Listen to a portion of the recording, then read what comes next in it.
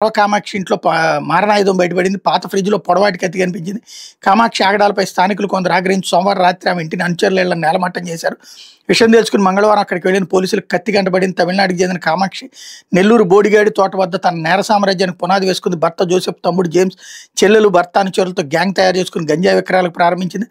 2022లో అప్పటి collector road విస్తరణలో భాగంగా బోడిగాడి తోట వాసులందరికీ రూరల్ మండలంలోని కల్లూరుపల్లి వద్ద ఉన్న ఆర్డీటీ కాలనీలో ఇల్లు కేటాయించారు. కామాక్షితో పాటు ఆమె అనుచరులకు ఇల్లు వచ్చాయి. కానీ ఆమె బోడిగాడి తోటలోనే ఉంటూ నేరాలకు వ్యూహాలు పనేది.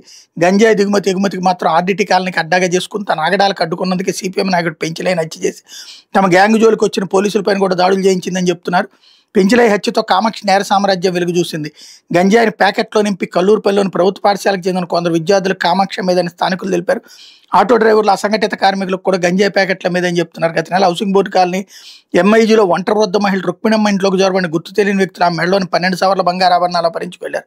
ఈ ఘటనలోనూ కామాక్షి సంబంధం ఉన్నట్టు అనుమానిస్తున్నారు. రైల్వే ఆస్తులను అనుచరణతో చోరీ చేయించి తనకున్న పాత సామాన్ల దుకాణం ద్వారా బయట ప్రాంతాలకు కామాక్షి మీదని పోలీసు రికార్డుల ద్వారా తెలుస్తోంది అన్నటువంటి వార్తని హైలైట్ చేశారు.